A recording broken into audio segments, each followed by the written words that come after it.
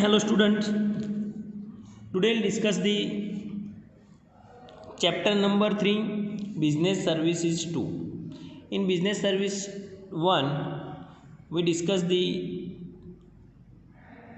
insurance, postal service, warehouses, etc. And in business service 2 we discuss the banking service. And we know very well today the banking service is the most important services for all the businesses. So let's start the business service 2, that's a banking. Then importance of a commerce is increasing in present time. The importance of commerce is increasing in present times. We know very well in present the commerce is increasing day by day. In commerce, apart from trade, banking is considered as its auxiliary services. Banking is the auxiliary services, or it's a part of the business as an auxiliary services. Banking industry is very useful to industries. Banking industry is very useful to industries, agricultural and other fields in addition to trade. The institute providing services of banking is called a bank. The institute providing services of banking is called a bank. The first bank of the world started in Geneva in the year 1407. The institute providing the services of banking is called a bank. The first bank of the world started in Geneva in the year 1407. The word bank is derived from the Italian word banco. The word bank, जो bank words है वो Italian word, that's its origin of the bank is the Italian words बैंको. That's evidence of the activities of bank are also found in the ancient time. The evidence of the activities of the bank are also found in the ancient time. यानी कि ancient time में भी banking services के evidence है. This word emerge in the Roman empires where the money lenders known as Makela used to establish their small temporary shops on long bench called a banque within a closed fence. The word banque and bank have been derived from this. So सबसे पहले Roman empires where the money lenders known as a मैकेला. जो money lenders थे, it is known, उनको means मैकेला से लोग जानते थे. And use to establish their small temporary shop on a long bench called, यानी कि जो उनके बिजनेस डेवलप हुई उसे बैंक्यू के नाम से. And within the closed faces fence the word banque and banks have derived from this, और उसी से ये वर्ड बैंक्स हुआ है. Now the meaning, according to the Reserve Bank of India के रूल्स के according, bank is an institute which collects deposits in order to lend them with conditions to return it at the end of the fixed term or whenever it is demanded. The bank का meaning समझ लो अच्छे से.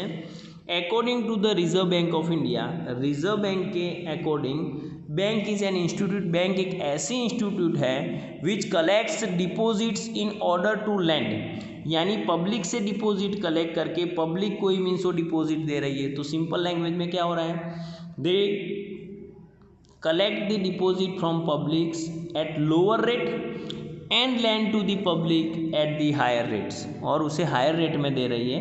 Lower rate में means public से deposit collect करके उसे higher rate में मीन्स उसी amount means the lend them with condition to return it at the end of fixed term और whenever it is demanded. जब भी मीन्स हम डिमांड करेंगे lend them which condition to return it at the end of the fix period, यानी हमने कोई term deposit है तो फिक्स पीरियड के बाद रिटर्न, या तो whenever it is demanded, जब डिमांड करेंगे तब मीन्स वो बैंक हमें रिटर्न करेगी। The institute providing services of banking is called bank, जो बैंकिंग सर्विस प्रोवाइड कर रही है institute, it is known as bank, हम उसे बैंक कहेंगे। We now lots of banks are there. Now functions, तो बैंक के मेन फंक्शंस मैंने तुम्हें पहले भी बता दिए कि द मेन टू फंक्शंस है collect the deposit from public and lend to the public at higher rate. तो the accept deposit and apart from these services bank performs other activities to accept deposits and apart from this, यानी कि collect करना वो तो है, उसके अलावा भी बैंक बहुत सारी सर्विसेज परफॉर्म कर रहा है। सेकंड, टू इन्वेस्ट और lend money, but in the present time a bank does other functions too. Investment और लैंड मनी यानी बाकी पब्लिक को पैसे देना, उससे भी और बहुत सारी मीन्स जो एक्टिविटीज़ है यानी कि जो फंक्शंस है वो बैंक परफॉर्म कर रहा है। Apart from this banking services have been developed very well. Apart from this banking services have been developed very well and varieties is found in its services too, और उसके service में बहुत सारी varieties भी हैं। अब तो पता है कि बैंकिंग मीन्स इंश्योरेंस पॉलिसी भी बेचने लगे हैं बैंक में, मीन्स यानी कि नेट बैंकिंग फैसिलिटीज़ अवेलेबल होती है, बहुत सारे फैसिलिटीज़ हैं कि मीन्स बिजनेस के लिए भी बहुत लोन के फैसिलिटीज़ है, बहुत सारी फैसिलिटीज़ हैं। There is an immense growth in the services offered by bank and the focus is on customers, यानी उनका मेन फोकस कस्टमर्स पर है, बैंकिंग सर्विस को डेवलप कर रहे हैं। यानी एक it is difficult to make a list of all functions of bank, यानी बैंक के सभी फंक्शंस का लिस्ट बनाना थोड़ा सा डिफ़िकल्ट है, because now days bank perform a lots of things और functions. The functions of bank can be divided into two parts. Function of bank divided into two parts: main functions and subsidiary functions. They are as given on the page. You can say is on a next page. The main function of the bank is to accept or collect deposit, to lend money, to invest money or to do interbanking transactions. Main functions of the bank is to accept or collect deposit collect करना, to lend money यानी पैसे देना, to invest money पैसे invest करना है, to do interbanking transaction और interbanking transactions उसके main functions है। To look after the financial transactions of the customers, to look after the financial transactions of the customers, उसके सब्सिडरी के भाई customers के जो फाइनेंशियल ट्रांजेक्शन्स है वो चेक करना है। To do the transactions of foreign exchange, whenever we needs the foreign currencies in the foreign trade, then banks provide the foreign currencies, it means converted the bank our then Indian rupees also converted into the foreign currencies, that's exchange of foreign currencies or in foreign currencies. To issue letter of credit, to issue the letter of credit, that's also in foreign trade it's required. We'll see the international trade, whenever we discuss the international trade we see the in a issue of letter of credit, तो bank means अपने customers को letter of credit issue कर रही है कि जिसकी वजह से मीन्स जब भी आउट ऑफ कंट्री से जो गुड्स मंगवा रहे हैं तो उसे compulsory letter of credit bank के थ्रू भेजनी है, तो letter of credit bank issue कर रही है। To issue the travellers cheques, traveller cheque issue कर रहे हैं when there is no ATM cards और all things, then traveller cheques is important for the travelling. हम ज़्यादा सपोज कि रिस्क लेना नहीं चाहते हैं तो हमारे साथ कैश लेके नहीं जाएंगे बट ट्रैवलर्स चेक लेके जाएंगे, तो wherever is required we can collect the money or we can money at any registered bank, किसी भी रजिस्टर्ड जो बैंक है वहाँ से मीन्स हम वो चेक को यानी कि कलेक्शन कर सकते हैं पैसे। We can discount the cheque at any bank. Next to provide the draft services, तो ड्राफ्ट सर्विसेज प्रोवाइड कर रहे हैं। We have seen lots of things, बहुत सारे जो फर्म और कंपनीज है और इंस्टीट्यूट है ड्राफ्ट से मीन्स उनको मीन्स हम पेमेंट कर रहे हैं। To provide the information related to credit of a persons associated with bank, यानी तुम्हारी जो क्रेडिट है तो क्रेडिट मीन्स उसकी इन्फॉर्मेशन हमें मिल सकती है। To provide the service as a underwriters, ये अंडर राइटर्स अकाउंटेंसी में एक टॉपिक आ रहा है, यानी कि शेयर इश्यू करने के लिए कंपनी जब भी किसी एजेंट को समझ दो या मीन्स अपॉइंट कर रही है अंडर राइटर्स को कि वो कमीशन मीन्स यानी कि गारंटी दे रहा है कि अपने 90% जो इश्यू है शेयर्स के टोटल वो सेल होने की रिस्पॉन्सिबिलिटी है। तो जो नेसेसरी रिक्वायर्ड शेयर्स मार्केट में इशू होने चाहिए उसकी रिस्पॉन्सिबिलिटी भी कई बार बैंक्स ये भी सर्विस प्रोवाइड कर रही है। And to provide the other related services such as ATM, demat, safe deposit vault etcetera. So let's will discuss the main function of the bank today, and then after we'll discuss in our next video subsidiary functions. So today we'll discuss the main function of bank. So the main function of bank is to accept or collect the deposit. तो simply company means bank क्या कर रही है, public से deposit ले रही है और उसी डिपॉजिट को यानी पब्लिक को हायर रेट पर देने वाली है। कंपनी का मेन फंक्शन वही है। तो bank accept some surplus amount as a deposit, bank accepts some surplus amounts as deposit, the bank pays interest to the deposit holders, bank pays interest to the deposit holders, and the biggest responsibility of bank is to maintain trust of deposit holders or the customers who invested money in bank accepts various types of deposits as per the different rates of interest। तो public से bank जो भी deposit ले रही है यानी कि collect कर रही है डिपॉजिट्स, वो डिफरेंट टाइप की डिपॉजिट है और then different rates are also there for the different type of deposits. For example की कंपनी को करंट डिपॉजिट मिल रही है यानी कि whenever is demanded means bank has to pay, so bank give the lower rate of interest. On fix deposit company give the, on saving account or saving deposits company give the little bit higher, and on fixed deposit more than the savings also. So that depends on a types of deposits। तो bank mainly accepts 4 types of deposits। first saving accounts, current account, recurring account and fixed term accounts। Again ये question हो सकता है 1 marks में, important है। तो bank mainly accept 4 types of deposits, bank accepts how many types of deposit mention it, तो bank mainly accept the 4 types of deposit, that's a saving account, current account, then recurring account and fix term accounts. So fix term deposit we can say it's also. So यहाँ पे means 4 types है, saving, current, recurring and fix term accounts. Second point say to lend the money, to lend money, तो जो भी पैसे bank के पास आ रहे हैं उसका बिजनेस नहीं हुआ, दैट मीन्स उसका टर्नओवर नहीं हुआ, तो बैंक मीन्स लॉस करेगी, तो वो तो पॉसिबल है नहीं। तो वो कलेक्टेड अमाउंट है, जो डिपॉजिटेड अमाउंट है वो कंपनी को ही यानी कि जो बैंक है वो पब्लिक में ही वापस उसे हायर रेट पर दे रही है। So to lend the money, तो bank accept the deposit through the different accounts, thus the bank lends money to the borrowers which it has collected as the deposits from different accounts.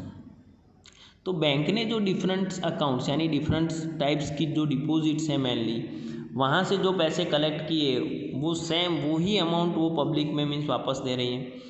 तो the bank lends money to the needy people at a higher rate of interest than its pays to deposit holders, यानी deposit holder को जो interest पे कर रही है उससे ज़्यादा अमाउंट और ज़्यादा रेट ऑफ इंटरेस्ट में ही कंपनी क्या कर रही है, नीडी पीपल्स यानी जो पब्लिक है बोरोवर्स उनको दे रही है। तो the bank gain profits from the difference in the rate of interest, तो यानी ये जो डिफरेंस आ रहा है, एक एग्जांपल लेते हैं तुम्हारा थोड़ा क्लियर हो कि फॉर एग्जांपल के पब्लिक से बैंक ने 5% रेट पे डिपॉजिट ली हुई है और उसी को कंपनी ने as a bank as a loan 8% में इशू किया है, तो 5% और 8% का जो डिफरेंस है 3%, वो 3% बैंक का प्रॉफिट है। बैंक का प्रॉफिट क्या है? 3%। उसमें से एक्सपेंस माइनस कर लो, बैंक सबकी सैलरी देगी एटसेट्रा, वो अलग बात है, बट ये डिफरेंस वो कंपनी का प्रॉफिट हो रहा है। And the bank lends money as per the given below. Bank means नीचे जो रिक्वायरमेंट है उसके according through a loan, bank come means loan provide कर रही है, चाहे वो पर्सनल लोन हो, देन व्हीकल लोन्स हो सकती है, हाउसिंग लोन हो सकती है, बहुत टाइप्स की लोन है। तो the bank provides loan for either a long term और a short term, either a long term or a short term. In some kind of loans hypothecations is necessary, in some kind of hypothecations is necessary, तो for the safety of the deposit, और bank what ever the bank जो पैसे provide कर रहा है उसकी safety के लिए बैंक क्या कर रही है? Mortgage, that means hypothecations is necessary, while in some kind of loans hypothecation is not necessary. Personal loan है फॉर एग्जांपल, तो वहाँ पे नेसेसरी नहीं है बहुत बार मीन्स हो, और लाइक हाउसिंग लोन ऐसे मीन्स ज़्यादा अमाउंट है या जहाँ पे मीन्स रिक्वायर्ड है वहाँ पे means hypothecations is necessary. Such loans are provided to either businessmen or an individuals or a industrialist against which the bank demands for guarantee. तो जब भी हम किसी को कोई पैसे दे रहे हैं तो मीन्स गारंटी क्या है? तो बैंक गारंटी की डिमांड कर रही है। And in the present time home loan, car loan, education loan, cash credit, machinery loan, gold loan, personal loan etcetera are available. यहाँ पे बहुत टाइप के डिफरेंट लोन्स हैं। तो bank lend money through the loan. Second जो point है, by overdraft and cash credit, तो bank यहाँ पे एक फैसिलिटी प्रोवाइड कर रही है, दैट्स ओवरड्राफ्ट, वो अकाउंटिंग टर्म्स में आ चुका है।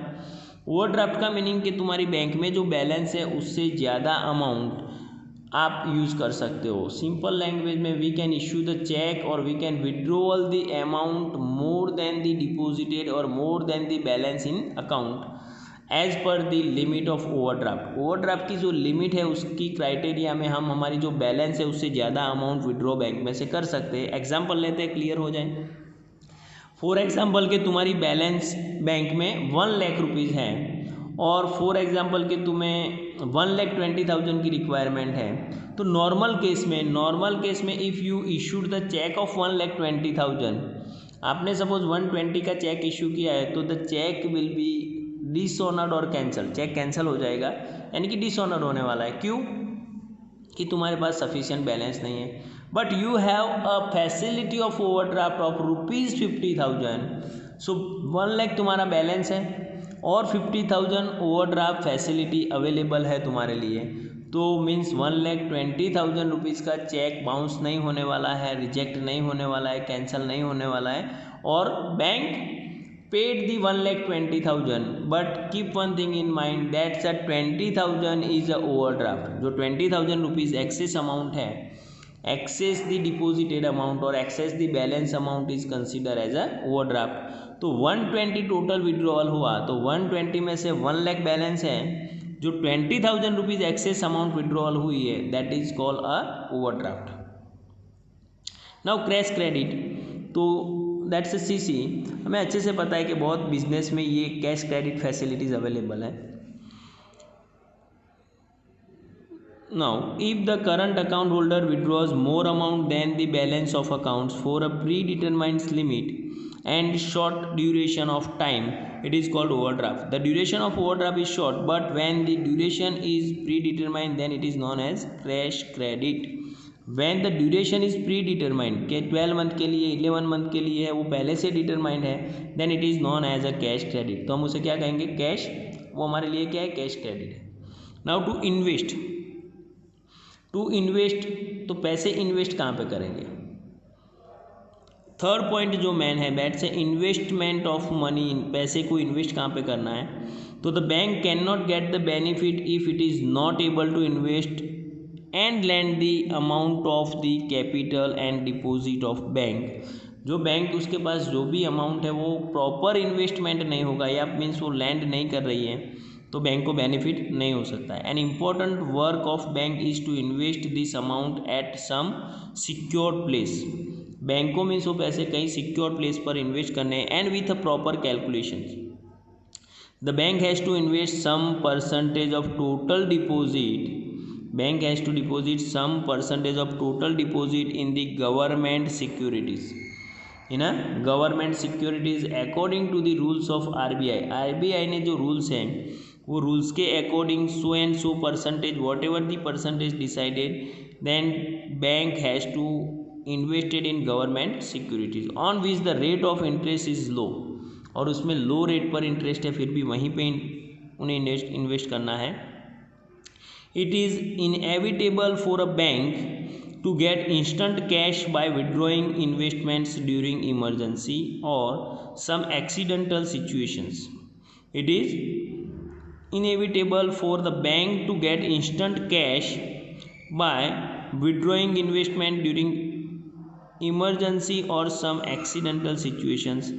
Bank majorly invest in government security or in other financial capable units. Bank government security और कैपेबल जो यूनिट्स है वहीं पे इन्वेस्ट कर रहा है। And the next one, to do the inter banking transactions, to do the inter banking transactions, तो one of the main function of the bank is inter banking, one of the main function is inter banking, that's every bank sometimes faces a shortage of money for a very short duration to time. For example कि कई बार deposit से borrowers ज़्यादा आ गए, कि for example कि तुम्हारे bank में आज 1 करोड़ रुपीज़ की डिपॉजिट्स है और डिमांड हो गई है, यानी बोरोवर्स आ गए 1,20,000, 1 करोड़ 20 लैक्स, तो 20 लाख की शॉर्टेज तुम्हें 1-2 डेज़ के लिए हो सकती है, वीक के लिए है, तो ऐसे शॉर्टर पीरियड के लिए सपोज कि तुम्हें कोई मनी की शॉर्टेज हो रही है, तो इवन लेस देन 24 आवर्स, कई बार ऐसा भी हो सकता है कि 24 आवर्स के लिए, at this time unused money in the bank is provided to the needy bank, at this time unused money in a bank is provided to the needy bank, यानी जो बैंक को रिक्वायर्ड है, एक bank दूसरे bank को means वो पैसे provide कर रहा है बट उसके लिए वो चार्ज लेगा, तो this arrangement is made by an agency appointed by the central bank, agency appointed by central bank, तो सेंट्रल बैंक ने किसे कंसीडर किया है, यानी कि रिजर्व बैंक जो है। In this way the process of lending और borrowing money is completed through the central bank, in this way the process of lending और borrowing money is completed through the central bank के through हो रहा है। The lender और the borrower does not come into the direct contact with each other, lender और borrower एक दूसरे के डायरेक्ट कॉन्टैक्ट में नहीं आ सकते हैं। The problem of the bank for the particular time is solve, thus when the bank gets the demanded amount instantly, it is called call money, it is called called money, जो instant amount की जो requirement है that's called a call money. ये question भी कई बार होता है एग्जाम में, call money, explain the call money, तो the interest has to be paid on the received amount, this rate of interest is determined on the basis of demand and supply and it is called a call money rate, और उस पर जो rate fix होंगे that is called a call money rate, वो कितनी demand है, कितना mean supply करना है, उसके बेसिस पर डिसाइड होने वाला है, so that is called a call money rate. So this is the main functions, these are the main functions of banks. Now we'll discuss the subsidiary functions in our next video. हमारे next video में हम देखेंगे हमारे subsidiary function of banks, bank के subsidiary functions क्या है। So main functions हमें पता चल रहा है कि बहुत ही मीन्स इन्हीं इंपॉर्टेंट फंक्शंस थे, टू कलेक्ट द डिपॉजिट्स और then accept deposit, then second point loan के थ्रू मीन्स हम कर रहे हैं, देन सर्विसेज प्रोवाइड कर रहे हैं, इंटर बैंकिंग ट्रांजेक्शन्स हैं। सो आज हम यहीं पे कंप्लीट करते हैं, उसको अच्छे से प्रॉपर रीड करना, मेन फंक्शंस ऑफ बैंक्स, कई बार ये पूरा क्वेश्चंस 3 या 5 मार्क्स में होता है, सो दैट्स इंपॉर्टेंट क्वेश्चंस है ये। सो सब्सिडरी फंक्शंस जो है वो हम हमारे नेक्स्ट वीडियो में देखेंगे। सो आज यहीं पे कंप्लीट करते हैं, थैंक यू वेरी मच।